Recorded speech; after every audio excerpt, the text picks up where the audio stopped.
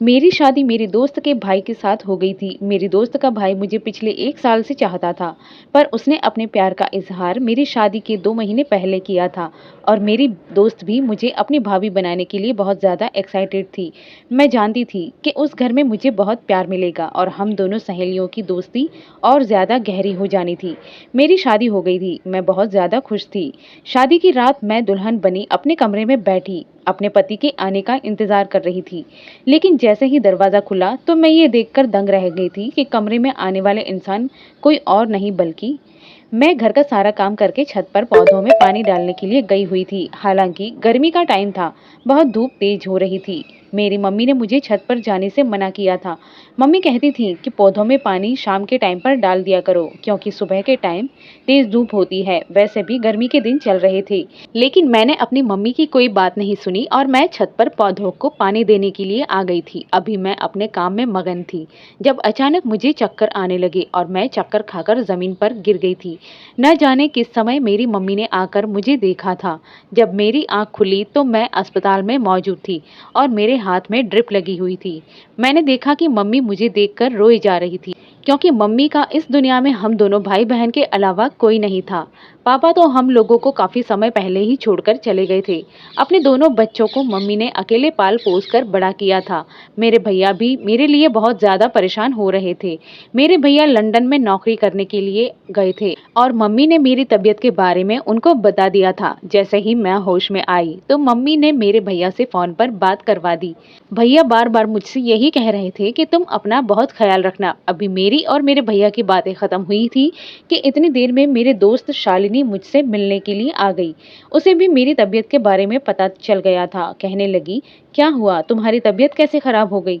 मैं तुम्हें कब से कॉल कर रही हूँ, तुम कॉल रिसीव भी नहीं कर रही हो। मैं जब तुम्हारे घर गई तो पड़ोसियों ने बताया कि तुम्हारी अचानक से तबीयत खराब हो गई और आंटी तुम्हें इमरजेंसी में अस्पताल लेकर आ गई हैं। मैं तो परेशान ही हो गई थी। मैंने शालिनी से कहा कि कुछ नहीं, बस मैं बेहोश हो गई थी, लेकिन पता नहीं क्यों मैं बेहोश हो गई। मैंने मम्मी से पूछा, मम्मी डॉक्टर ने क्या बताया है? तो मम्मी कहने लगी कि कुछ नहीं बेटा, बस डॉक्टर कह रहे हैं कि आपकी बेटी बहुत कमज़ोर है, उसे धूप में न निकलने दिया जाए। मगर तुम तो मेरी बात मानती ही नहीं।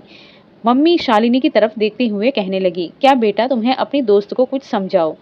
मैंने इससे कई बार मना किया है, धूप के समय पौधों में पानी डालने के लिए मत जाया करो। मम्मी की बात सुनकर शालिनी भी मुझ पर बरसने लगी और कहने लगी कि तू सच में किसी की बात नहीं मानती है यार।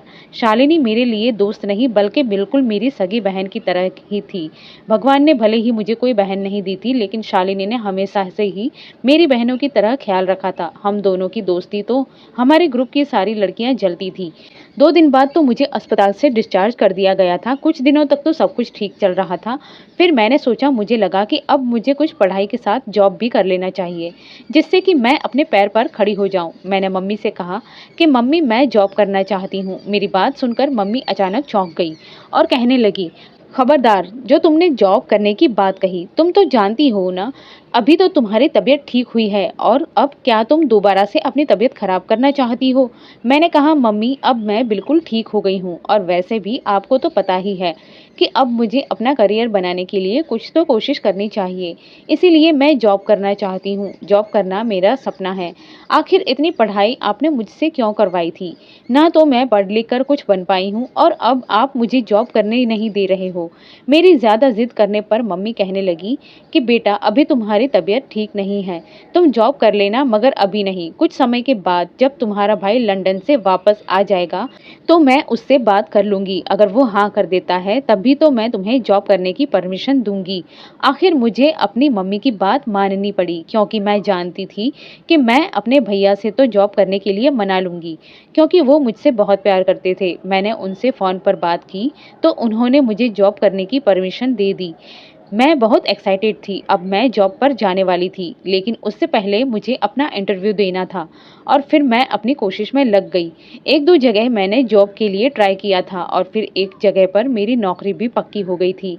जब मेरी दोस्त शालिनी को ये बात पता चली तो वो भी नाराज़ हुई थी कि तुम जॉब पर क्यों जा रही हो? भगवान का दिया तुम्हारे घर में सब कुछ है और इन दिनों तुम्हारी तबीयत भी खराब हो चुकी है, तो फिर तुम्हें नौकरी करने की क्या ज़रूरत है? मैंने शालिनी से कहा, मुझे अपना सपना पूरा करना है बस। मैं अपना सपना पूरा करना चाहती हूँ।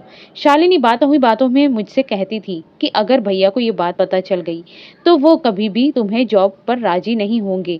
शालिनी का कहना था कि उसके भाई मुझे पसंद करते हैं, मगर मैं उसके भाई को पसंद नहीं करती थी।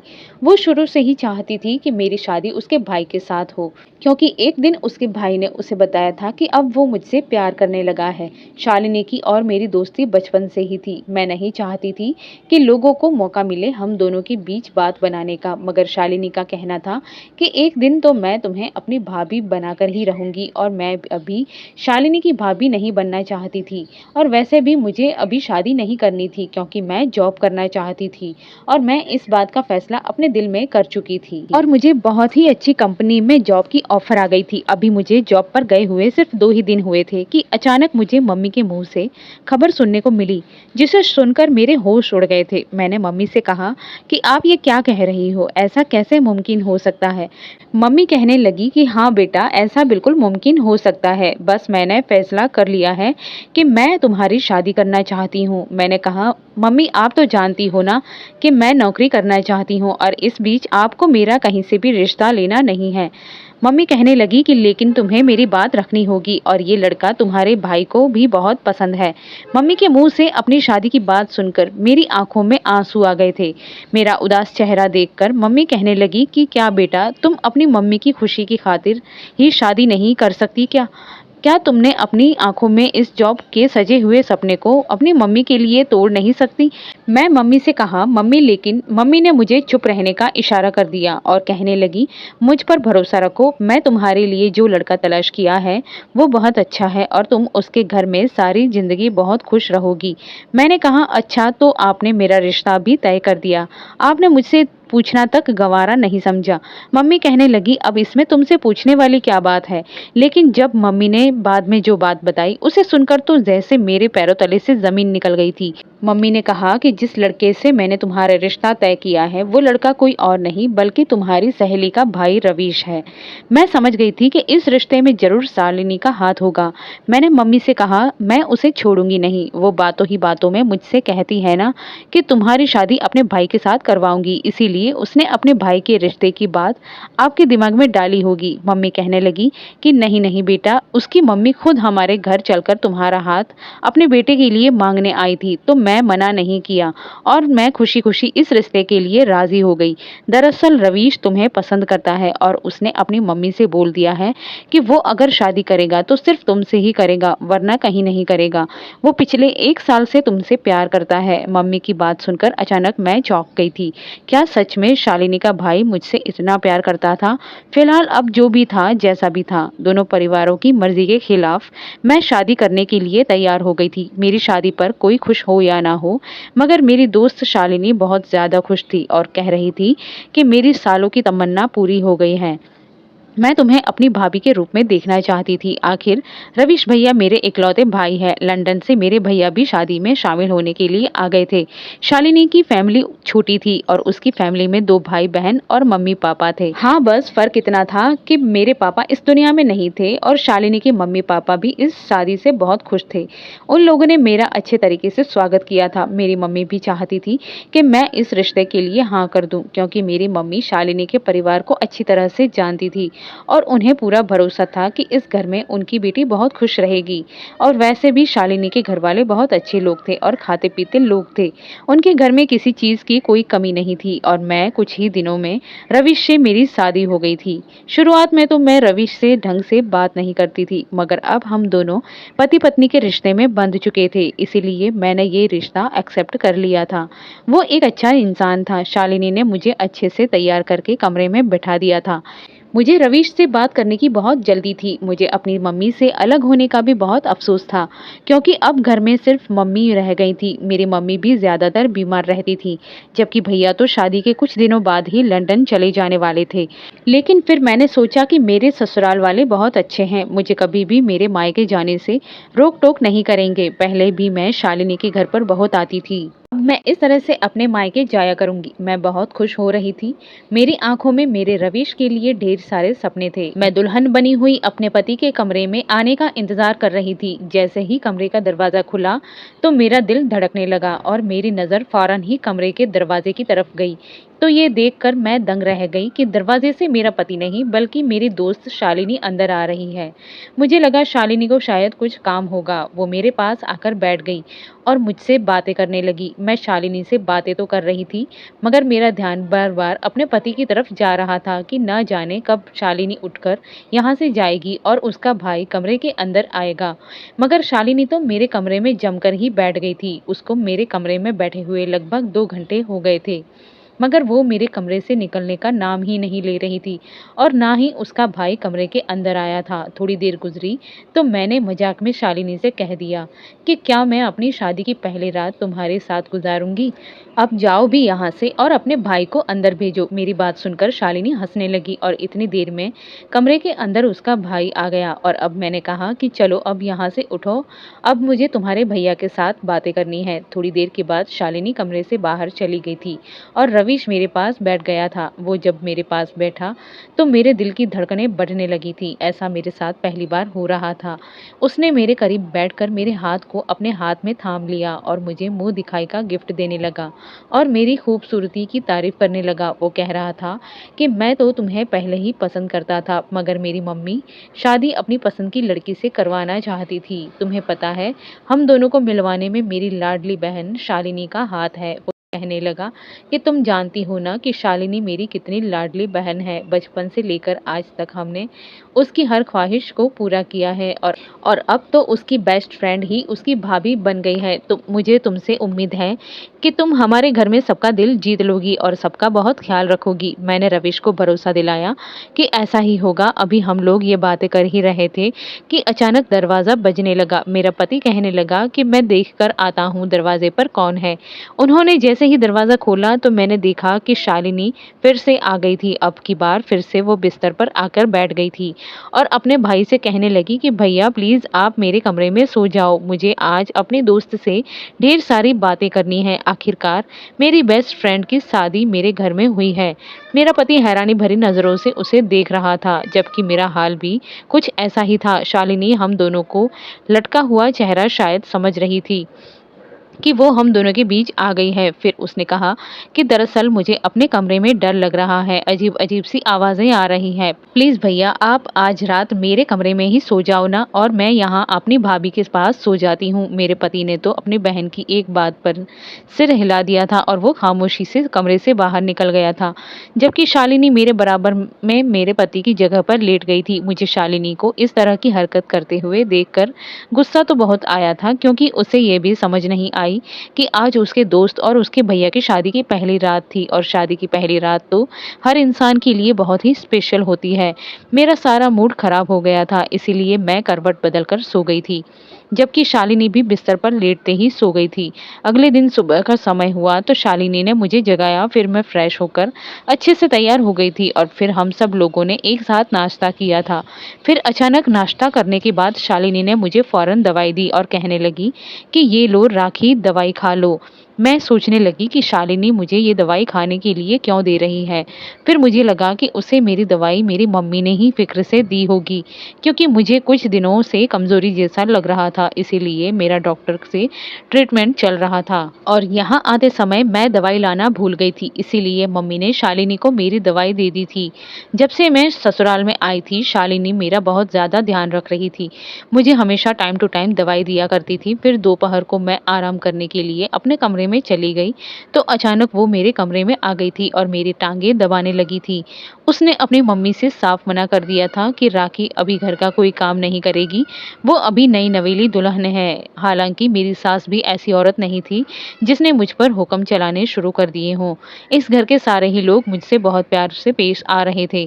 फिर वो पल आया जिसका मैं इंतज़ार कर रही थी। अगली रात हुई तो मुझे फिर से अपने पति का इंतज़ार हुआ क्योंकि मैं जब से ससुराल में आई थी तो मेरे पति से ज़्यादा बातचीत नहीं हुई थी और मेरे पति के ऑफिस में काम ज़्यादा था, इसीलिए उसने अपनी शादी के अगले दिन से ही ऑफिस जाना शुरू कर दिया था। रात के टाइम पर जब मेरा पति फिर से कमरे में अंदर आया और मेरे करीब बैठकर मेरी खूबसूरती की तारीफ करने लगा, मैं भी आज अपने पति को अपने प्यार का इजहार करने वाली थी, क्योंकि अभी तक मैंने भी रवीश को ये नहीं बताया था कि पहले मैं तुम्हें भले ही नहीं पसंद करती थी, लेकिन अब मैं तुम्हें बहुत पसंद करने लगी हूँ। अभी हम दोनों के बीच रोमांटिक सिलसिला शुरू ही हुआ था कि अचानक फिर से शालिनी मेरे कमरे के अंदर आ गई और आज तो उसने हद ही कर दी थी।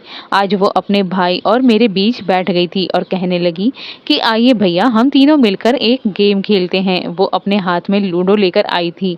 मेरा पति उसे देखकर हंसने लगा और कहने लगा कि रात के समय तुम ही किस तरह की बचकानी वाली हरकतें कर रही हो। शालिनी कहने लगी, भैया आप नहीं जानते, सारा दिन मैंने इंतजार किया कि कब आप घर आओ और हम तीनों मिलकर गेम्स खेलें। आज फिर से शालिनी की ऐसी हरकतें देखकर मेरा मूड ऑफ हो गया था। फिलहाल अपने पति के और शालिनी के इतनी जिद करने पर मैं लूडो खेलने के लिए बैठ गई थी और तब तक खेलते रहे जब तक शालिनी नहीं जीत जाती। लूडो खेलते खेलते हमें रात के 2 बज गए थे, लेकिन शालिनी थी कि हमारे कमरे से जाने का नाम ही नहीं ले रही थी। मेरे पति की आंखों में मैंने देखा था कि उनको नींद आने लगी थी, क्योंकि वो सुबह सवेरे उठते थे। उन्होंने शालिनी से कहा कि अब लूडो रख दो, हम कल खेलते हैं, क्योंकि मुझे नींद आ रही है और तुम्हारी भाभी को भी नींद आ रही होगी। शालिनी कहने लगी कि हाँ भैया, लेकिन आप आज भी मेरे कमरे में जाकर सो जाओ, क्योंकि मुझे आज भी कमरे में डर लग रहा है। प्लीज भैया, सिर्फ आज रात। और अपनी बहन की बात मानते हुए मेरा पति आज फिर से कमरे से बाहर निकल गया था और शालिनी मेरे पति की जगह पर लेटकर सो गई थी। मेरी समझ नहीं आ रहा था कि शालिनी ये सब कुछ जानबूझकर कर रही है या फिर वो सच में बचकानी हरकत कर रही है। फिलहाल अगले दिन मेरा पति सुबह सवेरे नाश्ता करने के बाद मेरे कमरे में आकर मुझसे थोड़ी देर बातचीत करके रहा और उसके बाद वो ऑफिस चला गया था, क्योंकि सुबह होते ही शालिनी मेरे कमरे से निकल जाती थी और उसके निकलने के बाद मेरा पति कुछ देर के लिए मेरे पास आ जाता था। आज मेरे पति ने कहा था कि शाम को तुम तैयार रहना, हम दोनों पति पत्नी कहीं बाहर घूमने के लिए चलेंगे। मैं भी अपने पति की बात सुनकर खुश हो गई थी और फिर इस तरह शाम को जब मेरे पति जल्दी ऑफिस से घर आ गए तो हम दोनों पति पत्नी घूमने के लिए चले गए थे। रात के लगभग 11 बजे हम लोग घर पर आ गए थे। खाना तो हम लोग खाकर ही आए थे, बस हैवी कपड़े पहनने की वजह से मैं बहुत थक चुकी थी, इसीलिए मैं कपड़े बदलकर अभी बाथरूम से बाहर आई ही थी कि ये देखकर मैं दंग रह गई थी कि शालिनी फिर से मेरे कमरे में बैठी हुई थी और अपने भाई के साथ लूडो खेल रही थी। शालिनी कहने लगी कि राखी जल्दी से आ जाओ, ये गेम पूरा होने वाला है, उसके बाद दोबारा से गेम स्टार्ट करते हैं। शालिनी की बात से आज मुझे उस पर गुस्सा आ रहा था, क्योंकि आज भी उसका इरादा था कि वो मेरे कमरे में ही रुकना चाहती थी और फिर ऐसा ही हुआ था। उसने फिर से अपने भाई से वही बात दोहराई थी और आज वो फिर से मेरे कमरे में सो गई थी। न जाने शालिनी को क्या हो गया था, वो तो हर बात को अच्छी तरह से जानती थी, तो फिर वो मुझे मेरे पति के साथ वक्त गुजारने का मौका क्यों नहीं दे रही थी। फिर मैंने दिमाग लगाया कि अगर शालिनी हम दोनों पति पत्नी को वक्त गुजारने का मौका नहीं देना चाहती तो फिर वो आज हम दोनों के साथ घर से बाहर भी तो जा सकती थी। मैं चाहकर भी उसे नाराजगी जाहिर नहीं कर सकती थी, क्योंकि वो मेरी दोस्त थी और फिर वो अपने भाई के पीछे मेरा बहुत ख्याल भी रखती थी। इस तरह कई दिन गुजर गए थे और अभी तक मेरा अपने पति से अकेले में कोई मुलाकात नहीं हुई थी और ना ही हम दोनों ने अपनी जिंदगी की नई शुरुआत की थी। मेरी शादी को 20 दिन गुजर गए थे और इन पूरे 20 दिनों तक शालिनी मेरे साथ ही सो रही थी। 2 दिन के लिए मैं अपने मायके मम्मी के पास चली गई थी। वहां जाने के बाद मैंने मम्मी को भी सब कुछ बताया। मेरी बात सुनकर मम्मी कहने लगी कि बेटा, शालिनी की बात का बुरा मत मानना। शालिनी अगर तुम्हारे कमरे में सो रही है तो इसमें कौन सी बुरी बात है। लेकिन मेरी मम्मी भी बात को समझने की कोशिश नहीं कर रही थी, लेकिन मम्मी ने मेरी बात को सीरियसली नहीं लिया था और वो भी शालिनी की साइड ले रही थी। मुझसे कहने लगी कि दवाई टाइम पर लेती रहना, डॉक्टर ने कहा है कि तुम्हारा इलाज 2.5 साल तक चलेगा और अभी तो सिर्फ 18 ही महीना हुए हैं। तुम्हें अपनी सेहत का बहुत ख्याल रखना होगा। ससुराल में रहते हुए मुझसे ज्यादा ख्याल तो मेरा शालिनी रख रही थी। उसने मुझसे अभी तक घर का कोई काम नहीं करने दिया था। हालांकि उसकी मम्मी कहती थी कि राखी भले ही तुम्हारी दोस्त है, मगर अब वो इस घर की बहू बन चुकी है।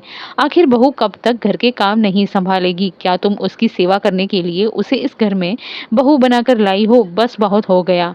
अब उसे कमरे से निकलकर गृहस्थी संभालनी होगी। मैंने कई बार सुना था कि शालिनी मेरी वजह से अपनी मम्मी से बहस कर लिया करती थी और उनसे यही कहती थी कि राखी घर का कोई काम नहीं करेगी। अगर वो इस घर की बहू बन गई है तो इसका मतलब ये नहीं है कि उसे घर की बहू ही समझा जाए, जबकि वो अपने पापा से भी अपनी मम्मी की शिकायत कर दिया करती थी। और हैरत की बात तो ये थी कि मेरे ससुर भी मेरी सास को डांट देते थे और कहते थे कि बहू और बेटी में कभी फर्क मत करना, मेरे लिए मेरी बहू मेरी बेटी समान है।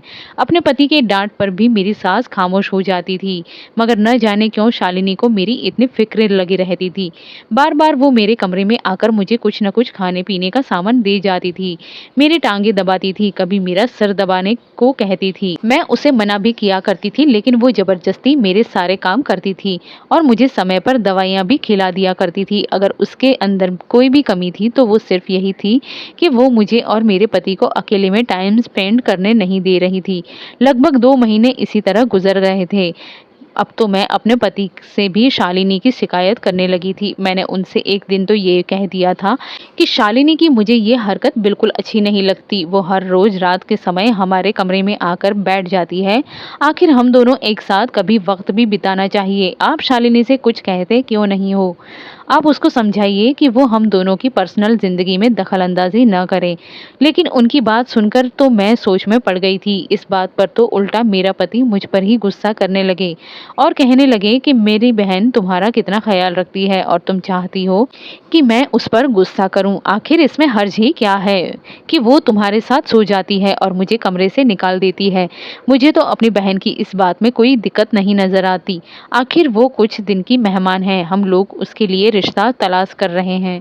जैसे ही उसका रिश्ता लग जाएगा वो शादी होकर अपने ससुराल चली जाएगी और फिर सारी ज़िंदगी हम दोनों एक कमरे में ही तो रहना है। इसमें कौन सी परेशानी वाली बात है? अपने पति की बात पर मैं हैरान हो रही थी, जबकि अब मुझे बहुत परेशानी होने लगी थी। अब तो मुझे ऐसा महसूस होने लगा था कि मुझे शालिनी दिन ब दिन बुरी लगने लगी थी, क्योंकि अभी कुछ दिनों पहले मैंने मेरे ससुराल के लोगों से सुना था कि अभी तक बहू को कोई गुड न्यूज़ नहीं है, जिस पर मेरी सास कहने लगी कि अभी उनकी शादी को सिर्फ 2 ही महीने हुए हैं। फिर उन्होंने कहा चलो कोई बात नहीं, हाँ मगर 2-3 महीने और रुक जाओ।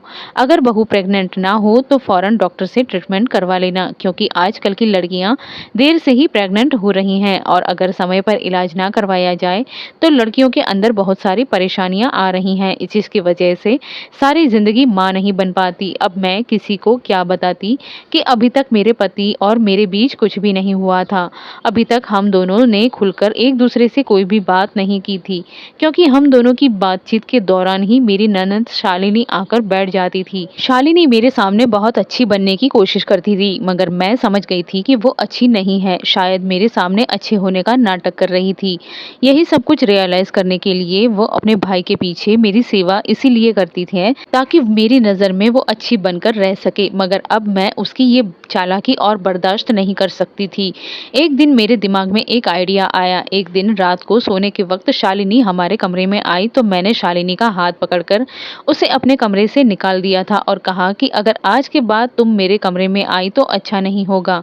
मेरा पति भी ये सब कुछ देखकर हैरान हो रहा था, जबकि शालिनी भी मुझे फटी-फटी नज़रों से देख रही थी, क्योंकि आज पहली बार उसने मेरा बदला हुआ मूड देखा था।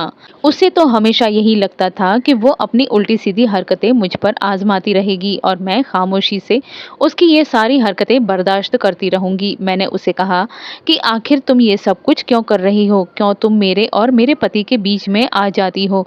तुम्हें पता है ना कि पति पत्नी के बीच में आना कितना बड़ा पाप है और तुम हम दोनों पति पत्नी के बीच आ रही हो। लोग हर बार पूछते हैं कि अभी तक बहू को कोई गुड न्यूज़ क्यों नहीं है। मैं किसी को क्या बताऊं कि इस घर में तुमसे मेरा पति इतना प्यार करता है कि तुम्हारी उल्टी सीधी हरकतों पर भी वो कुछ नहीं कहता। मेरा पति मेरे करीब आया और कहने लगा कि तुम्हारी हिम्मत कैसे हुई मेरी बहन से इस तरह से बात करने की। मैंने रवीश से कहा कि मैं तो इसे इसी तरह से बात करूंगी, आखिर मैं कब तक इसकी हरकतें बर्दाश्त बर्दाश्त कर रही हूँ। आपको तो सब कुछ नज़र ही नहीं आता। ये मेरी दोस्त है, इसका मतलब ये नहीं कि मेरे साथ कुछ भी करती चली जाए। अभी तक मैंने आपके और मेरे बीच खुलकर कोई बात नहीं हुई है। जहाँ हम दोनों अकेले में एक साथ होते हैं, ये हम दोनों के बीच आ जाती है। आखिर इसको क्या हक है कि हम दोनों पति पत्नी के बीच आ जाए। मैं चिल्लाते हुए शालिनी की तरफ देखकर ये सब कुछ कह रही थी, जबकि शालिनी झुकी हुई नजरों से अपनी आंखों में आंसू लिए खड़ी हुई थी। मेरी बात सुनकर मेरे पति ने चिल्लाते हुए कहा कि खामोश हो जाओ। ये कहते हुए उन्होंने वो किया जो मैंने कभी सपने में भी नहीं सोचा था। उन्होंने मुझ पर हाथ उठाया था कि अचानक शालिनी ने अपने भैया का हाथ पकड़ लिया और कहने लगी कि भैया आप ये क्या कर रहे हो। मैंने अपने पति से कहा कि तुम अपनी बहन के लिए मुझ पर हाथ उठा रहे हो। रवीश कहने लगा कि शालिनी मेरी लाडली बहन है और मैं इससे बहुत प्यार करता हूँ और मैं तुम्हें कई बार समझा चुका हूँ कि वो हम दोनों के बीच नहीं आती है, बल्कि वो हम दोनों से बहुत प्यार करती है। मैं उसके खिलाफ तुम्हारे मुंह से एक शब्द भी गलत नहीं सुन सकता। मैंने रवीश से कहा, अच्छा तो ठीक है, ये हम दोनों को एक साथ नहीं देख सकती। आज मैं इसकी ख्वाहिश पूरी कर देती हूँ। मैं ये घर छोड़कर जा रही हूँ। और इतना कहकर मैं अपने कमरे में अंदर गई और मैंने जल्दी से अपना सामान पैक करना शुरू कर दिया।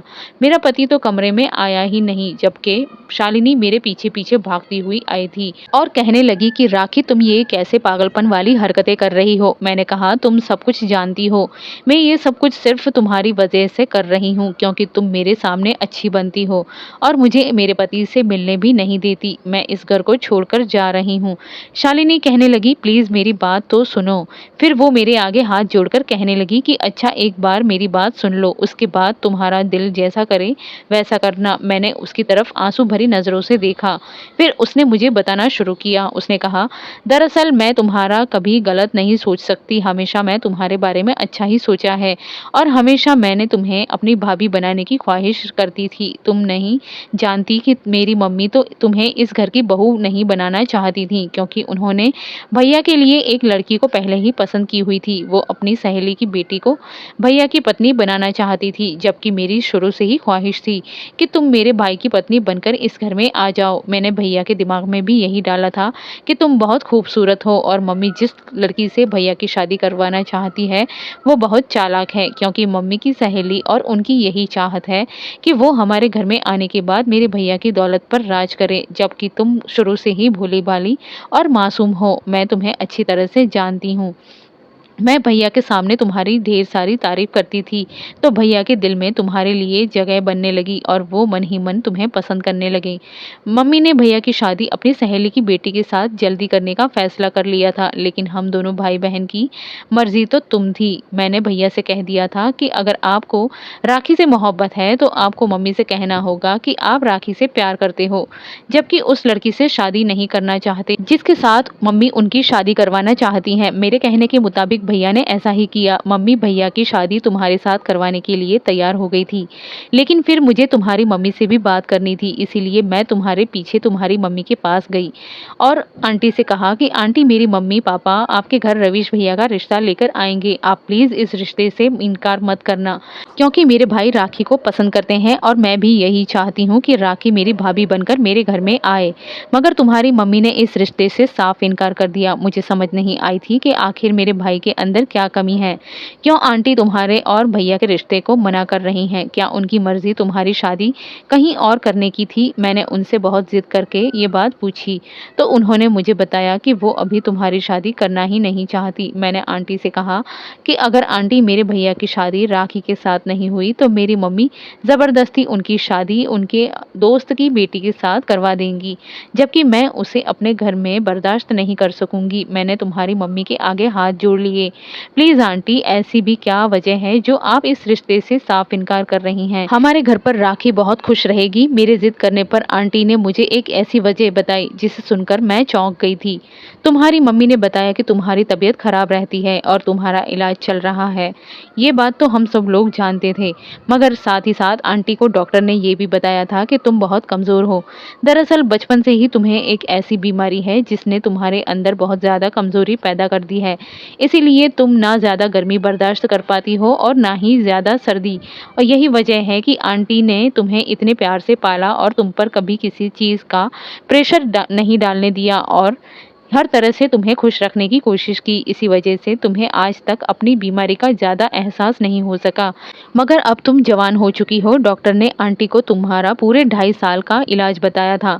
आंटी चाहती थी कि तुम्हारी ये बीमारी जड़ से ख़त्म हो जाए, इसीलिए डॉक्टर ने उनसे कहा था कि आपकी बेटी की शादी नहीं होनी चाहिए, क्योंकि इस बीमारी के रहते हुए अगर आपकी बेटी की शादी हो गई और वो प्रेग्नेंट हो गई तो उसका बच्चा सही सलामत इस दुनिया में जन्म नहीं ले सकेगा, जबकि आपकी बेटी की हेल्थ कंडीशन और ज़्यादा ख़राब हो जाएगी। इसीलिए उसका इलाज तो हम लोग कर ही रहे हैं, लेकिन आप इलाज के दौरान अगर आपकी बेटी प्रेग्नेंट हो जाती है तो वो ज़्यादा बीमार हो जाएगी, और अगर आपको अपनी बेटी की इस बीमारी को जड़ से दूर करना है तो इस बीच आपको अपनी बेटी की शादी नहीं करनी है।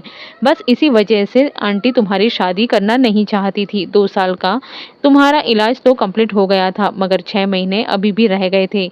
आंटी ने कहा था कि अभी 6 महीने तक मैं अपनी बेटी की शादी नहीं करना चाहती, बल्कि मैं थोड़ा और ज़्यादा समय लगाना चाहती हूँ, क्योंकि अभी मेरी बेटी की भी उम्र ज़्यादा नहीं है और मैं चाहती हूँ कि मेरी बेटी शादी करने के लिए पूरी तरह से ठीक हो जाए, जिसकी वजह से उसकी आने वाली ज़िंदगी में कभी कोई दिक्कत ना आए। इलाज तो जैसे तैसे आंटी तुम्हारा करवा ही रही हैं, बस वो इसी बात से डर रही थी कि अगर उन्होंने मेरी बात मान ली और तुम्हारी शादी मेरे भाई के साथ करवा दी तो तुम प्रेग्नेंट हो जाओगी, और फिर ना तो तुम्हारा बच्चा सेहतमंद होगा और तुम भी पहले से ज़्यादा कमज़ोर हो जाओगी। लेकिन मुझे तो अपने भैया की शादी जल्द से जल्द करवानी थी, क्योंकि मैंने मम्मी को बड़ी मुश्किल से तुम्हारे और भैया के रिश्ते के लिए राज़ी किया था। अब अगर मम्मी से आंटी तुम दोनों के रिश्ते के लिए इनकार कर देती तो मेरी मम्मी को बहाना मिल जाता अपनी सहेली की बेटी को भैया की पत्नी बनाने का, और वो लड़की हमारे घर आने के बाद हम लोगों के लिए बहुत बुरी साबित होती। तुमसे बेहतर तो मुझे अपने भाई के लिए कोई और भी नहीं लगा था। इसीलिए मैंने आंटी को भरोसा दिलाया कि मैं शादी के बाद तुम्हारा बहुत ख्याल रखूंगी और तुम्हें ये बात भी पता नहीं चलने दूंगी। बस यही वजह है कि मैं भैया और तुम्हारे बीच कोई रिश्ता नहीं बनने देना चाहती थी जब तक तुम ठीक नहीं हो जाती। मैंने आंटी से वादा किया था कि मैं तुम्हारा बहुत ख्याल रखूंगी, और मैं अपना यही वादा पूरा कर रही थी, क्योंकि मैंने शुरू से ही तुम्हें अपनी बहन की तरह समझा। मैं तुमसे बहुत प्यार करती हूँ। मैं ये नहीं चाहती कि हमारे घर में आने के बाद तुम्हें किसी परेशानी का सामना करना पड़े, बल्कि मैं तो यही चाहती थी कि तुम जल्द से जल्द पूरी तरह से ठीक हो जाओ। मुझे पूरा भरोसा है कि तुम जल्द ही ठीक हो जाओगी, लेकिन मुझे माफ़ कर दो।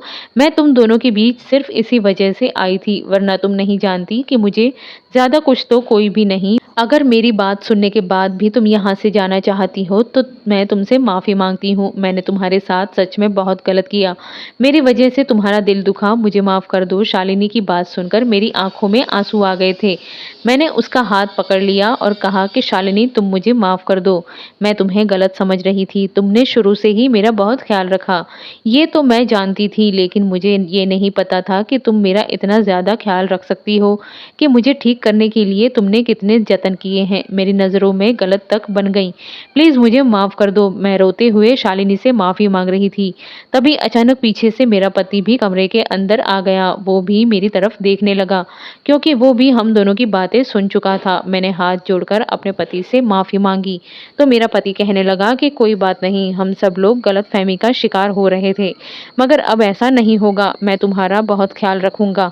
उन्होंने शालिनी से कहा कि अब तुम्हें अपनी भाभी का ख्याल रखने की ज़रूरत नहीं है। अब मैं तुम्हारी भाभी का ख्याल रखूंगा, और तुम देखना कि राखी जल्द से जल्द ठीक हो जाएगी। और ये राज सिर्फ हम तीनों के बीच ही रहा था। इस बारे में मेरे सास ससुर को कुछ भी पता नहीं था। मेरे पति और शालिनी ने मेरा बहुत ख्याल रखा था, और इसी तरह वक्त गुजरने के साथ साथ जब मेरी रिपोर्ट आई तो मेरी रिपोर्ट में काफ़ी हद तक सुधार आ गया था, और इस तरह मैं अपने पति के साथ अकेले में भी समय गुजार पाई थी। मगर डॉक्टर ने अभी भी मुझे अपने पति से दूर रहने के लिए कहा था। मैं बहुत खुश थी कि मुझे इतना प्यार करने वाला पति और इतना ख्याल रखने वाली ननद मिली थी, और भगवान की कृपा से मैं बिल्कुल ठीक हो गई थी। और फिर हम दोनों पति पत्नी ने अपनी ज़िंदगी की नई शुरुआत की। इसी बीच शालिनी की भी शादी हो गई थी। कहते हैं ना कि हमेशा अच्छे लोगों के साथ अच्छा ही होता है। शालिनी बहुत अच्छी थी, इसीलिए उसको एक ऐसी ससुराल मिली थी जहाँ पर उसे बहुत लाड प्यार से रखा गया था। दोस्तों, उम्मीद करती हूँ आपको हमारी ये कहानी अच्छी लगी होगी। कहानी अच्छी लगी हो तो वीडियो को लाइक करें और चैनल को सब्सक्राइब करें। धन्यवाद।